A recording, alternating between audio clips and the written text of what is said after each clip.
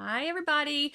We are getting ready to go into Donna Adelson's trial. Now, I've noticed as we're getting closer and closer to opening statements that there are a lot of new eyes on this case. There's a lot of people who haven't really followed the other trials, haven't really followed this case before. And as people are coming in, they're getting kind of confused because it can be a little bit scattered. There's a lot of people involved. It's kind of a convoluted and complicated case. So I decided to do a quick crash course on everything that you need to know before Donna's trial starts. Now, I'm a visual learner and I know a lot of you are too. So since there are so many people, I did make a graphic so that we can kind of keep up with who's who in this trial. So quick breakdown of the players here involved. We have over here the Adelsons. You'll see the parents are Donna and Harvey. Donna and Harvey live in the South Florida, Miami type area. They had a very successful dental business. Harvey was the dentist. Donna ran the office, made a lot of money, had a good living. They have 3 children. Now, only 2 of their children are actually kind of involved in this. The other one lives in New York. So we're going to leave him out of this. But for this, you see Charlie and Wendy. Now, Charlie is a periodontist and he is also living in the Miami area. Wendy, the sister slash daughter, was also in the Miami area for a while, but she actually ended up in Tallahassee because she was married to the victim, Dan Markel. Dan Markel was an FSU law professor, and everybody has great things to say about him. You know, he's very smart, beloved professor, great attorney, all that stuff. So nothing but good things about him except for from the Adelsons, but we'll get to that. Now, Charlie was dating a girl named Katie McBanawa. Katie and Charlie were not like very serious. This wasn't like a long-term committed relationship or anything, but they were more than friends and they were dating. Katie has kind of been listed as like the middleman because she is the connection between the Adelsons and the hitmen who were actually convicted of murdering Dan Markel. So we'll get through all of that in just a minute, but just so you kind of have an idea of who's who. The hitmen are Sigfredo Garcia and Luis Rivero. Sigfredo and Katie have children together, so that's her connection to them. And then Sigfredo and Luis are longtime childhood friends. So that's kind of who's who. And now we will get into all of the details about what happened. So Wendy Adelson and Dan Markel met on a Jewish dating website, and they were married in 2006. They had 2 sons together, and they actually separated in 2012. Now, in September of 2012, Wendy actually filed for divorce.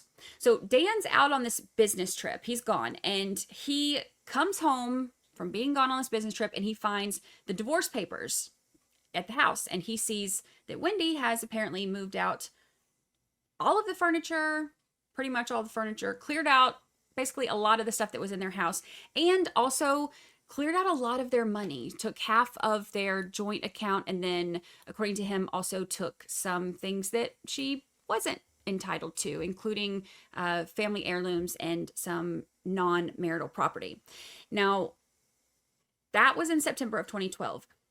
Wendy and her brother Charlie and her parents, Harvey and Donna, were all determined to have Wendy and the 2 children that she shared with Dan move to South Florida, where the rest of the family was, after her divorce. Dan, however, says no, he doesn't want his kids that far away, and they have worked out a custody agreement. They have that in place, and Tallahassee and Miami are like 7 hours away. So he tells Wendy, no, I don't want you moving with my children. We're going to have to figure this out. You'll have to stay here. Wendy asked the courts to allow her to relocate with the kids anyway, thinking, well, maybe if, I have the court order, then I can just go down there and it doesn't matter what Dan says. Obviously, the judge denies that.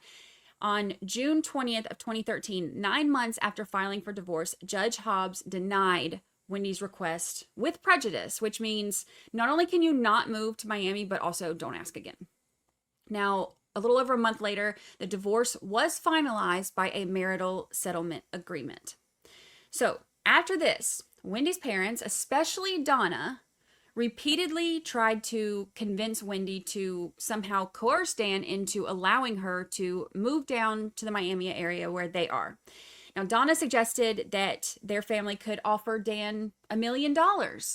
She and Harvey would pay 1/3 of it, Charlie would pay 1/3 of it, and then Wendy would pay the final 1/3 of it. She also suggested that Wendy should threaten to convert the kids to Catholicism because she knows that Dan was very observant in the Jewish faith, and religious practices of the kids were a very big priority for him. Donna also repeatedly talked bad about Dan to the kids and in front of them, calling him derogatory names, saying he's stupid and that she hates him, and on and on and on. So this goes on for a while, and the kids apparently tell Dan about this, according to court documents. Now, Dan files a motion to prohibit Donna from seeing the kids unsupervised because of all this. Of course, he's angry about this. He doesn't want bad things to be said about him to his children. Now, there was a hearing scheduled for this to be heard, but it was delayed. It would never be heard, though, because within a couple months, Dan was murdered. So let's talk about the day of the murder. It was July 18th, 2014. Donna Adelson had set an appointment for the Geek Squad to repair Wendy's TV on this day. So Wendy was at home. Dan left that morning, and he had the kids at that time. So he took their 2 kids to daycare, dropped them off about 10 till 9, and then he went to the gym. Dan got home from the gym around 11 a.m. and he pulled into his driveway. Now, he's on the phone at this time when he's pulling in, and he's on the phone and he tells this person who he's on the phone with, he's like, I see somebody in my driveway that I don't recognize. And the person on the phone then heard what sounded like a loud grunt, followed by like a muffled conversation in the background, but couldn't make out exactly what was being said. Then heard what sounded like labored breathing, and Dan was not responding on the phone. Now, the murder happened at 11:02 a.m. on the 18th. The neighbor that lives next door to Dan heard like a loud bang and looked out his window. The neighbor saw a small, like silver or light colored car backing out of Dan's driveway. So the neighbor goes to check on Dan and found him slumped over in his car and called 911. Now, the police eventually arrive, and Dan is, like I said, slumped over in the driver's seat of the car, and he has apparent gunshot wounds to the head. He's taken to the hospital where he later dies from his injuries. So police find Wendy, because what are you going to do? The first thing you do is find the spouse or the ex, right? So police find Wendy at a local restaurant, and they took her to the Tallahassee Police Department to interview her. Now, she's in there for like 5 or 6 hours, and it's interesting because she made statements suggesting that the murder could have been arranged by someone on her behalf, but she says it would have been without her knowledge. She also said that her parents were very angry at Dan, and she thought that maybe someone could have arranged this murder on her behalf. She also said she thought that the Markels would suspect her since she wanted to relocate to South Florida with her and Dan's children. Here's the other interesting thing. She told the police that her brother, Charlie, actually joked about hiring a hitman to kill Dan. But he said, I thought about hiring a hitman to kill him, but it was cheaper to just buy you a TV. She said it was a poor taste in a joke, but she didn't think that he would actually do it. It was just a joke. Now, while she's in the interview room, Wendy actually calls her mom, Donna, to let her know what has happened. And then she actually asks Donna to call Charlie and tell him about it. When she hung up with Donna, though, it was weird because she told the police officer, she's like, oh, well, my mom actually sounded surprised to hear it. So that's good. Like kind of insinuating like, oh, I thought maybe it could have been my mom that set it up, but she sounded surprised. So maybe it wasn't. That's great. Very odd. Now, she also told police about her ex-boyfriend, Jeff Lacoste, another FSU professor who actually looks very similar to Dan. And she said that Jeff didn't like Dan because Dan hurt her. So what do police do? Of course, they talk to Jeff. They talked to him a couple days later. Now, they're able to verify that he was hundreds of miles away at the time of Dan's murder. He had actually gone to Tennessee to leave and go see friends. Now, Jeff also shared some of his own theories on what happened. He told police to focus on Wendy's parents and her brother, Charlie. He said they hated Dan. He's like, I've never seen that kind of obsession. Hating Dan is basically their hobby. It's crazy. He said that Wendy told him that Charlie had looked into hiring a hitman in the summer of 2013 and was told it would be like $15,000. Now, this sounds like the joke, right? But Jeff says, no, this was not a joke. She was actually serious. Like, she said that he had looked into it and actually got pricing on it. He also said that when he visited Charlie with Wendy in the spring of 2013, Charlie like bragged about being connected to some kind of Cuban criminal element. Now, this especially is interesting since Wendy had mentioned Charlie in her interview as well. And of course, the joke about hiring the hitman. Now, Donna and Harvey talked to the lead investigator at Dan's memorial service. He has a memorial service in Tallahassee on July 20th, 2014.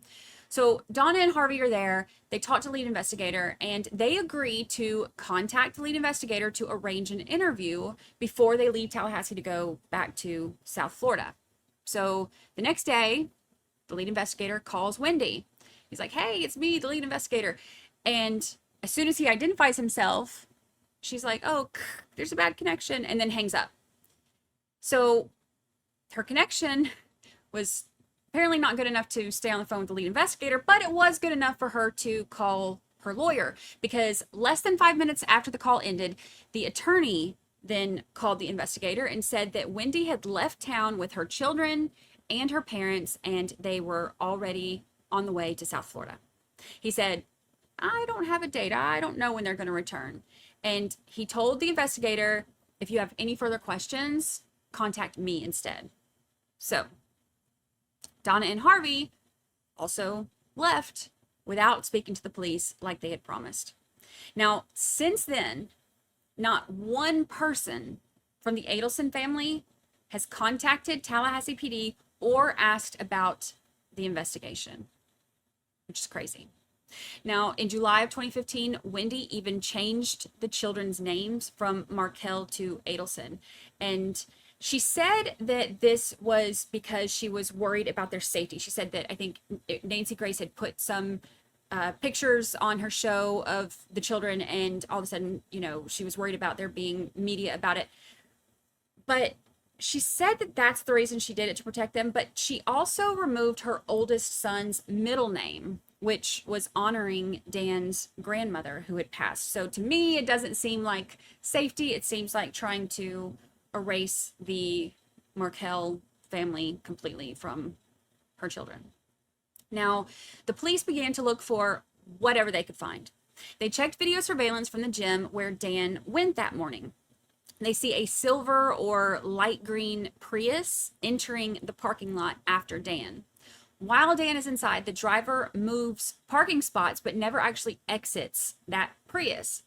That same Prius is also seen on video following Dan into his neighborhood just before the shooting. They could see the Prius follow Dan throughout the morning and match the description of that Prius to Dan's neighbor, who said that he saw a light-colored Prius-type car backing out of the driveway after those shots were fired. So police created a tip line, and they released images of the Prius, asking anyone with video surveillance or basically any leads to contact Tallahassee PD. A tip comes in from someone who saw a Prius-style car in a parking lot. They said two guys got out of it and started walking down a path behind his apartment complex. Now, this path like parallels a stream or storm drainage ditch that is kind of like, it butts up to the rear property line of Dan's house. Kind of interesting, right? The description that he gave, the driver was tall and thin with a fair complexion, kind of like Sigfredo, and the passenger was a shorter, stocky guy with a darker complexion, kind of like Lewis here. Now, when they got back to the car, he said the passenger had a black object in his hand, like a gun, and he was completely wet as if he had fallen into the drainage ditch. The driver's pants, he said, were wet like up to his knees.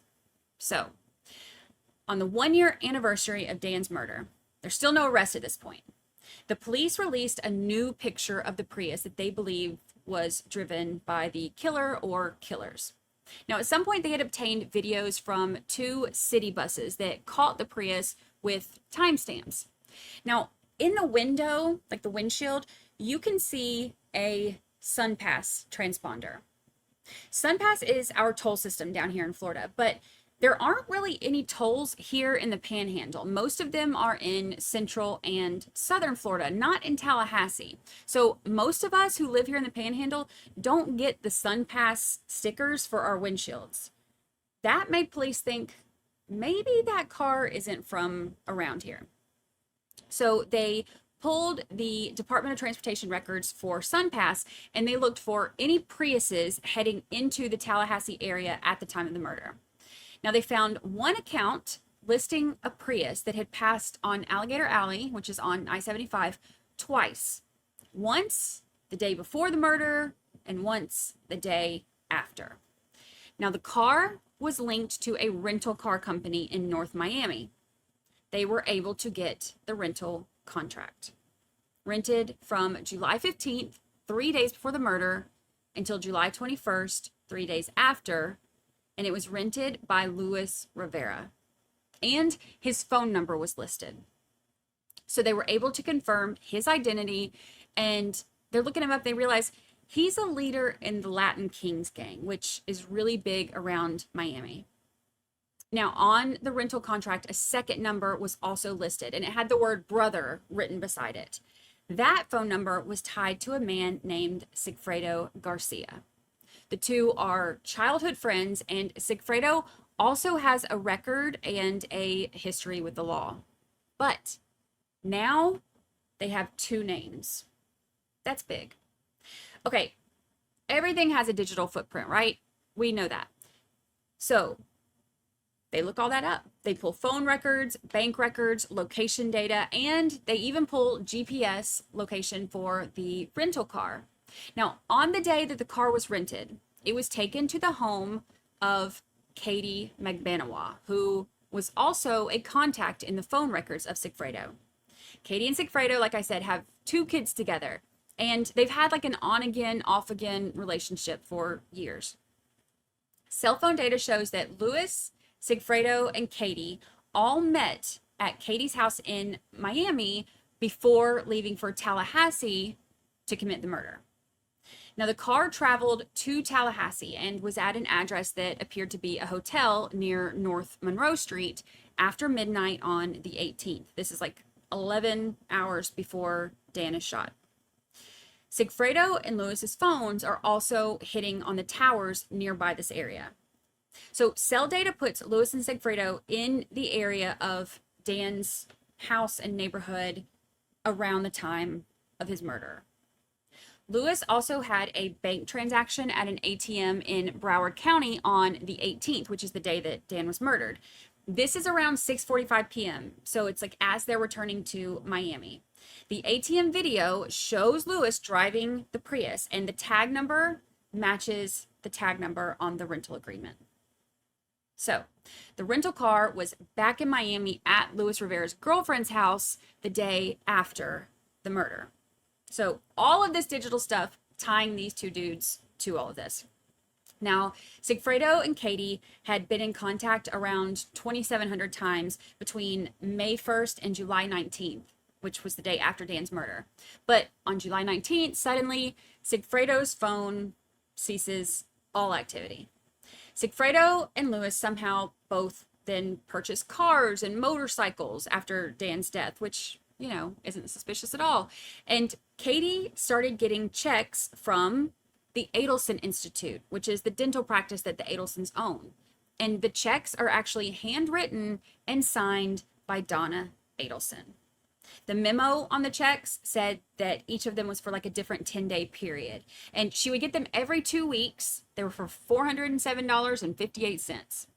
This began in September of 2014, and it lasted through at least April of 2016. Now, while she's getting these checks from the Adelson Institute, investigators say she wasn't working there.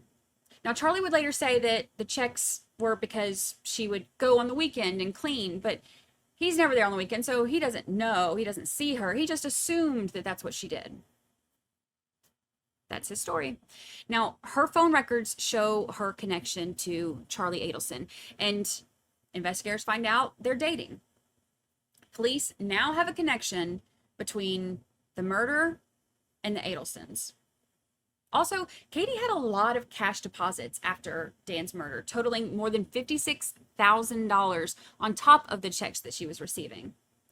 Actually, in the 6 weeks after Dan's death, Katie deposited more cash than she did in the whole year before that.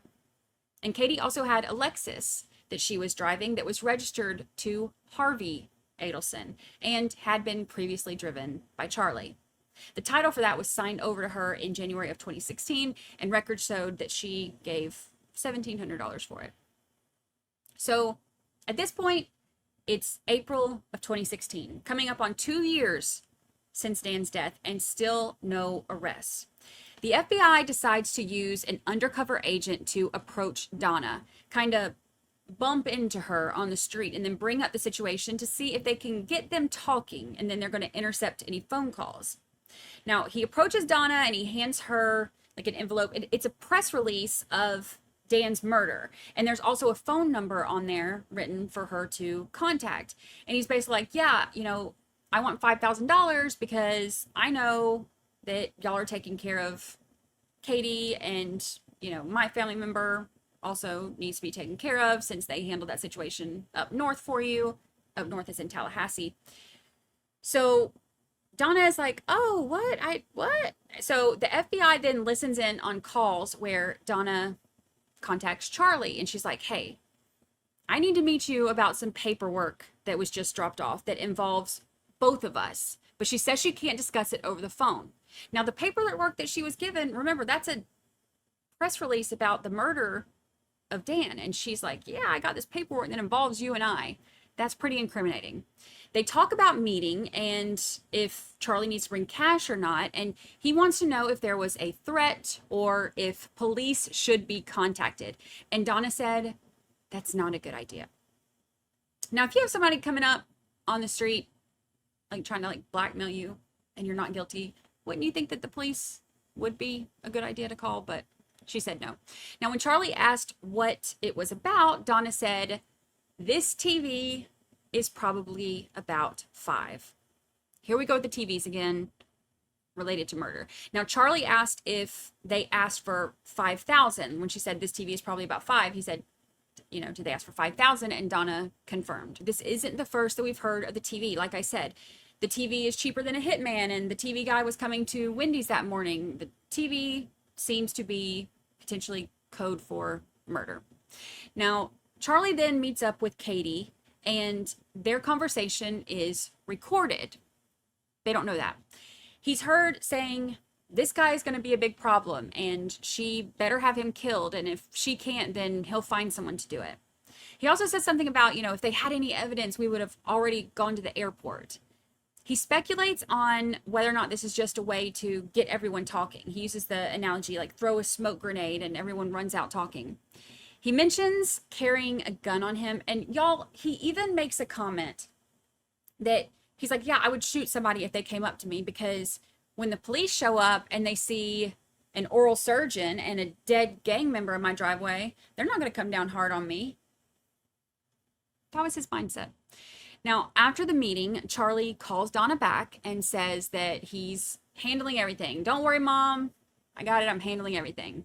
She was still freaking out, and she asked to be notified when it's all taken care of. So Katie tries to pressure Sigfredo to call that number and figure out who it is, because remember, they brought up her name. So she's like, we need to figure out who this is. So she tries to get Sigfredo to do it. And he's like, I'm not calling that number. Finally, he agrees to do it. And he tells Katie, he's like, it's not even a working number. No big deal. But apparently he lied. I think he was just trying to shut her up because he never actually tried to call the number. The FBI even verified to make sure that that phone was in working order, and there were never any phone calls that went to it. So I think he was just trying to shut her up. Now, Charlie and Katie start talking more on WhatsApp. So not a lot of their conversations are on record, but there are messages where he tells her he's talking to his parents, as in Donna and Harvey, about everything. And he tries to get Katie to come to Donna and Harvey's building to meet with them. Instead of doing that, they end up meeting somewhere else. I think it was like a marina. Now, the agent still wants to keep stirring things up. Like everybody's moving around. Everybody's doing exactly what they're wanting them to do, right? So he sends another message to Donna. And once again, she gets all worked up and she calls Charlie, and he agrees to come by the next day.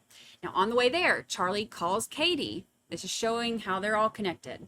And he's like, yeah, there's a new problem and we may need to meet later that day. This was May 5th of 2016. So when Charlie gets there at the Icon to meet Donna and Harvey, they end up like kind of huddling up in the corner of the pool area, and we're like whispering, talking, whatever, but there's no audio, so we don't know exactly what was said. Now, Donna ends up calling the undercover agent back and denies knowing anything about anything. She's like, yeah, I don't know anything about that. I don't even, I'm so stressed out. I talked to my friends about what I should do and how I should handle this. I don't know anything. I wish I could help you. Sorry. And she's just like, yep, not it. Obviously, the agent knows she ain't telling the truth. So he pushes back and he's like, no, I know, whatever. And she's like, well, okay, I'll call you back. Now, apparently, when she called, it's like an 8-minute phone call, a little more than 8 minutes. When she called him, she recorded that call with the undercover agent / guy who's trying to blackmail her. And she tells Charlie about it. She talks in code. She doesn't come out and say, hey, I recorded that call. She talks in code, but she lets him know it was recorded and tells him all about it. Now, at this point, it seems like Charlie is kind of starting to figure out that it's probably the police, and he calls Katie, and again, he talks in code, and he talks to her about a CD that he wants her to listen to. This is likely in reference to the call that Donna had recorded. And he referenced potbelly pigs. Now, according to the probable cause affidavit, the police are saying that that's supposed to be a reference to police. And Katie's like, that's not good. So everything starts closing in on them. In May of 2016, Katie and Sigfredo go get some burner phones from Walmart. Police were trying to talk to them, so they panicked. They ended up leaving the house where they live. A couple people go back and get some of their stuff and their dog. But Sigfredo is taken into custody during a traffic stop. Now, Lewis was arrested, but he tells police, he's like, I don't know anything, and he denies even being in Tallahassee. He doesn't enter a plea. But Sigfredo pleads not guilty, and his trial is set for November of 2016. Lewis, on the other hand, demands a speedy trial, which is set for October, 3 weeks prior to Sigfredo's. But before that happens, in September, Lewis and his attorney come in for a proffer, and he tells the police a few things that start putting everything together. He says he's known Sigfredo since they were kids. Sigfredo told him about a high-dollar robbery in Tallahassee, and he wanted Lewis to join him for it. Now, he said Sigfredo didn't actually even tell him that this was a murder until they had already left Miami heading to Tallahassee. He said that Sigfredo offered him $30,000, between $30,000 and $35,000. And he told him that there's a woman with 2 kids who wanted her ex-husband murdered so that she could have full custody of the kids in Miami. He said Katie is the one who presented this offer to them, and the total payment would be $100,000. So $40,000 would be for Sigfredo, $35,000 would be for Lewis, and then the rest for Katie. He said they went to Tallahassee from Miami with a long barrel .38 revolver, a short barrel .38, and a colored picture of Dan so they would know who they're looking for. Now, when they got there, they followed Dan around, and Lewis would later show them the routes that they went and like where they parked and all of that. But the trip was not successful. They weren't able to pull it off. They actually lost Dan when they were following him, so they ended up going back to Miami. Now, about a month later, they rented that silvery green Prius and returned to Tally.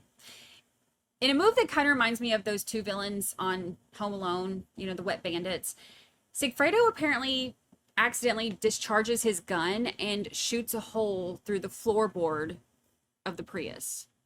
Super smart. The car started losing power, and they figured out that Sigfredo had actually shot a hole through the gas line. They were able to fix it and keep it moving eventually. Now, when the police found the car later and searched it, they saw the fuel line had been spliced together, and then they saw that hole in the floorboard. So again, all of this is corroborating exactly what Lewis has told them. So on the morning of the 18th, they followed Dan, they pulled in his driveway, and Lewis said that Sigfredo got out, walked up to him, and shot him twice in the head. The two men then left Tally to go back to Miami. About an hour after they left, Sigfredo called Katie and let her know that it was done. They pulled over at a bridge and a waterway somewhere along the way and disposed of the gun and made their way back to Miami. Now, Katie brought a package for Lewis the next day, which was a stack of cash, $100 bills stapled together. Now, another girlfriend of Charlie's and also a former friend of his both confirmed that they had seen Charlie keep his money stapled together like this. So, again, more corroboration about this money coming from Charlie. Katie is arrested for Dan's murder on October 1st. A few days later, Lewis accepts a plea deal. He pleads guilty to second-degree murder and is sentenced to 19 years. But here's the thing. He's already locked up at this point for something unrelated, and he's doing federal time. So his plea deal means that his time will run concurrently with the federal time that he's already serving. In exchange for that, he has to testify against the others. So at this point, everything's closing in. Now Katie and both of the hitmen have been arrested, and Charlie begins getting super paranoid and sketched out. He starts putting up security cameras everywhere, just super paranoid. I think he probably at this point is freaked out and knows he could be next. So then the trial starts. Sigfredo and Katie are tried together. Sigfredo is convicted and sentenced to life, but it's a hung jury for Katie. Now, because of COVID, it takes about 3 years before Katie is tried again. But when she is convicted and sentenced to life as well. But the month before Katie's second trial, Charlie was also arrested and charged with Dan's murder. So, police were able to clean up that audio from his meeting with Katie at Dolce Vita, the restaurant that they met at, and they were able to hear his incriminating statements. So that's how he ended up getting arrested. They were able to clean up that audio. Then they felt, you know what, we have enough to arrest him now. So he got locked up too. Now, before Charlie's trial, the judge actually orders Donna and Harvey to come in for questioning since they're both on the witness list. But the attorneys end up agreeing to drop them from the witness list like less than a week before Charlie's trial. So they don't have to come in.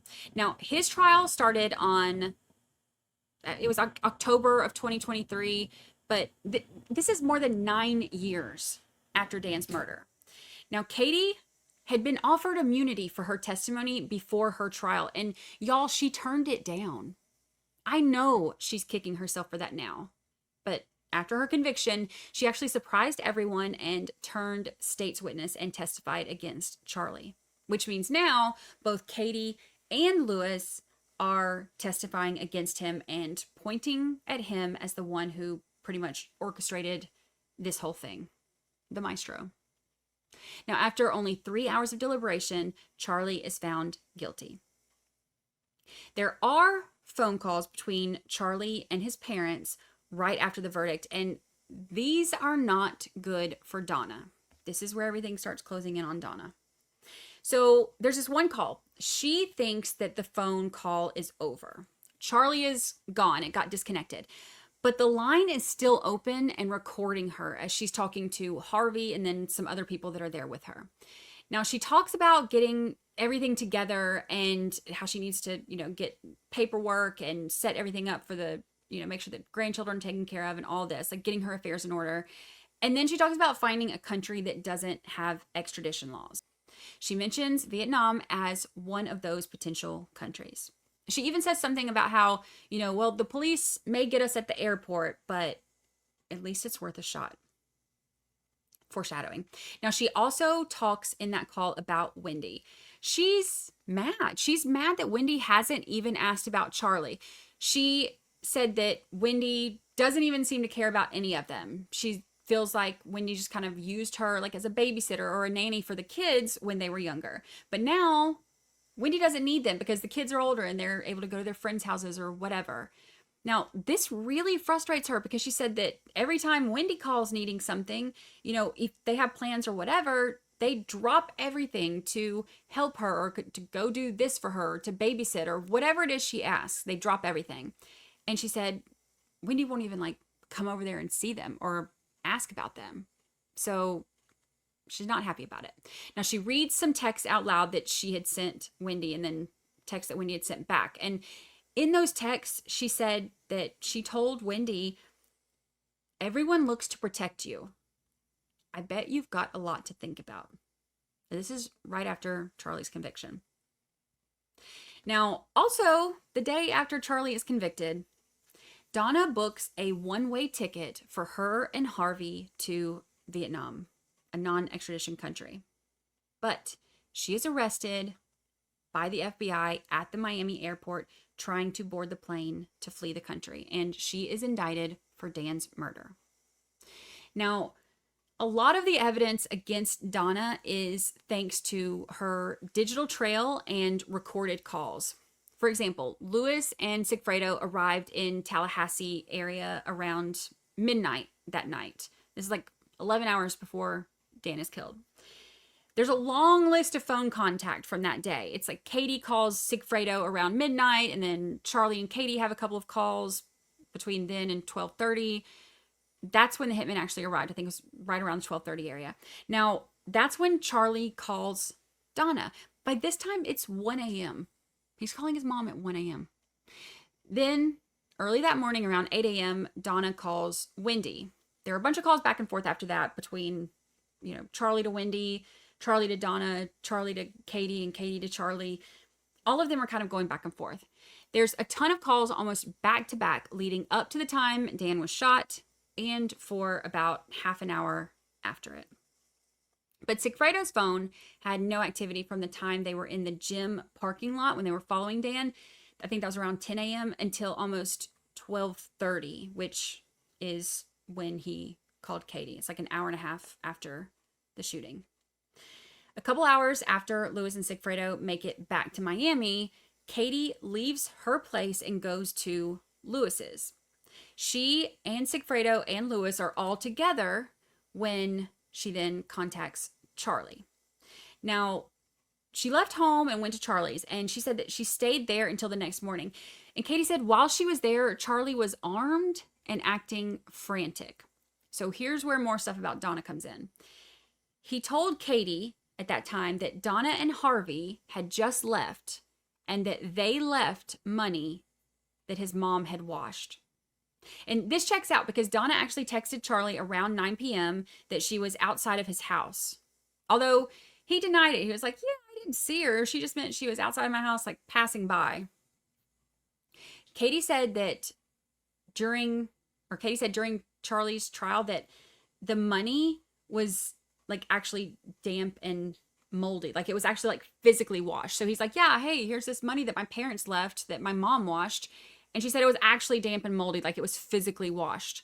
And it was stapled into $1,000 stacks. More stapled money. Despite all of this, Donna and Charlie still both maintain their innocence.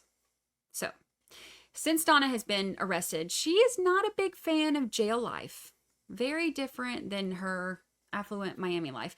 She has complained of cruel and unusual punishment, saying that her rights are being violated in Leon County Detention Center. She also doesn't like that the menu at the jail is all carbs. She files an emergency motion to have the jail stop subjecting her to her current conditions of confinement, and she requests home arrest or house arrest. Now, she says that when she was being transported from South Florida to Tallahassee, that she wasn't given water or a bathroom break for like 4 or 5 hours. And that caused her to be shaky and dehydrated. And they had to call paramedics to a rest stop because she couldn't even stand or move. She also said when she got to Leon County, she was placed in solitary with a dirty blanket and a mattress on the floor and had to eat her food with her hands.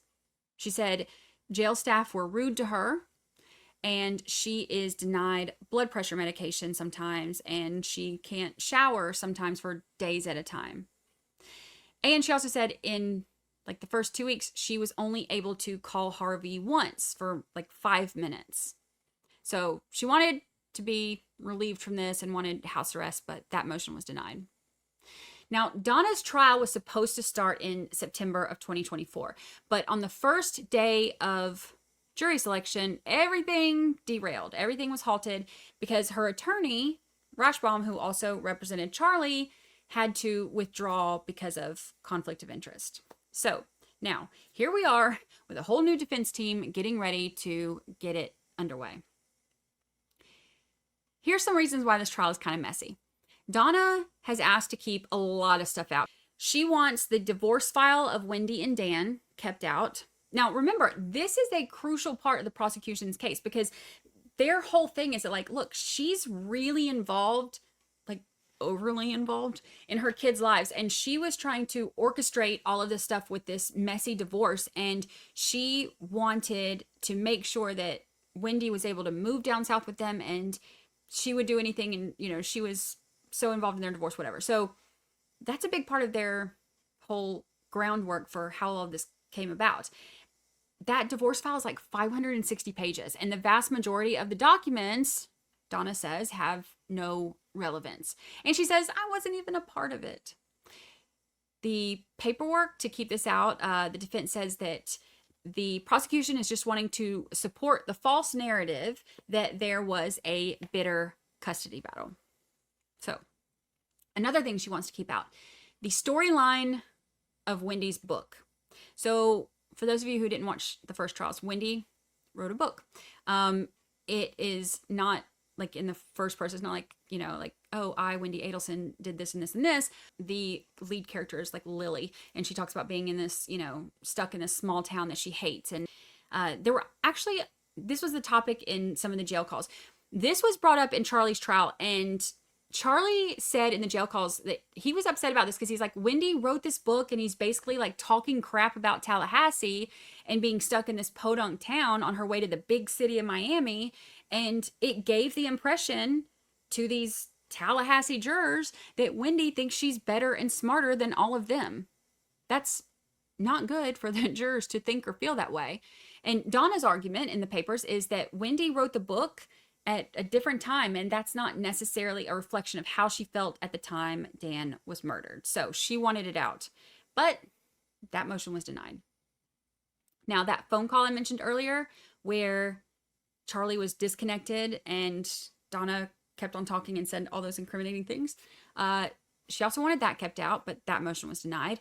She wanted Judge Everett disqualified. That's the same judge who saw Charlie's case and is now seeing hers, and she wanted Everett disqualified, and that was denied.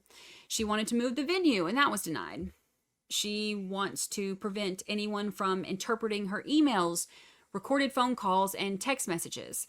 She also wanted to subpoena Wendy to testify. So she's wanting to subpoena her daughter, Wendy, to testify for her. But Wendy's like, no, I don't want to. I don't want to testify for her. The thing is, Wendy doesn't want to testify for Donna because if she testifies under her subpoena for the state, she has immunity.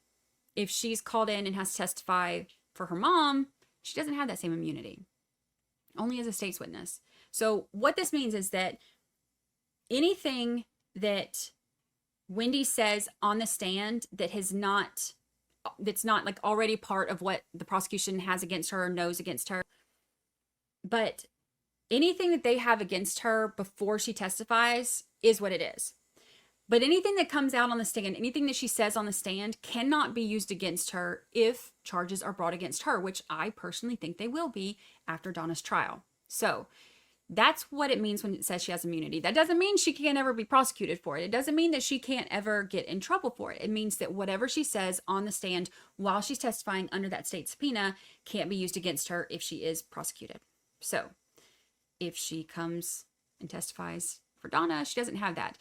But the defense is like, look, you're not going to get the whole story if you don't let us call her as a witness, because the defense is only able to cross-examine her on things that are brought up during direct examination that Georgia Kappelman will do of Wendy. So the defense can only talk about those things, nothing else. But the judge was like, we'll quash the subpoena. He sided with Wendy and the Constitution on that one, because she said anyway, she's like, I'm just going to plead the fifth. I'm not testifying for my mom. So that's that. Kind of makes you wonder though, right? Family issues. Now, the topic of the Latin Kings also came up, and Donna wants to be able to say that she was scared of the Latin Kings and scared of retaliation, and that is why she acted so weird after the FBI bump. But I don't know. I think Charlie said at that point he didn't know who the killers were, or that they were connected to the Latin Kings, if I remember right. So I don't know. We'll see how that one goes. The prosecution is saying, we don't have to bring up the Latin Kings because that's not an important part of how all of this works out. But she's wanting to bring it up, saying, I was scared of them. She also wants to keep out a witness named Sarah Yusuf. Now, Sarah is one of Wendy's friends, and apparently she overheard Donna saying some stuff about Dan after his murder. She said that she overheard Donna allegedly saying, they're talking about Dan like he was a beloved professor, but you know something? He was a jerk.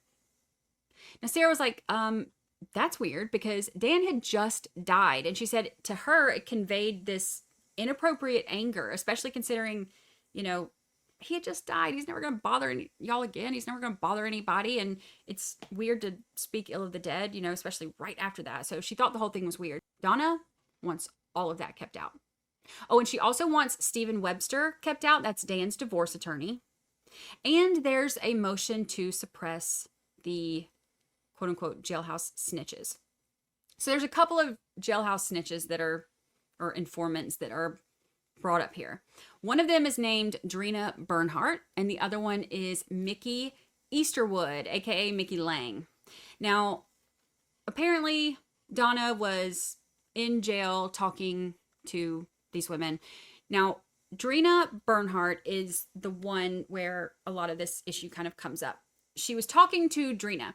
Drina had conversations with police about things that Donna was saying, but the police are like, look, you can't go in there and ask her questions to get her to talk and then come to us with that information, because that would mean that you're acting as an agent of the state. Like, you're digging for information, and you can't do that. Now, if she randomly says something to you in a conversation, you can tell us those things, but you can't just go trying to get information to then bring it to us. Now, Mickey Lang says, oh yeah, I heard Drina when she was talking to her. She was asking her questions. So she was acting as an agent of the state. So Donna wants everything that she said left out, because she said that Drina was acting as an agent of the state. So a lot of that has been redacted. Now, we have heard, though, that the informant is saying that Donna offered to pay for witness testimony. So we'll see how that goes.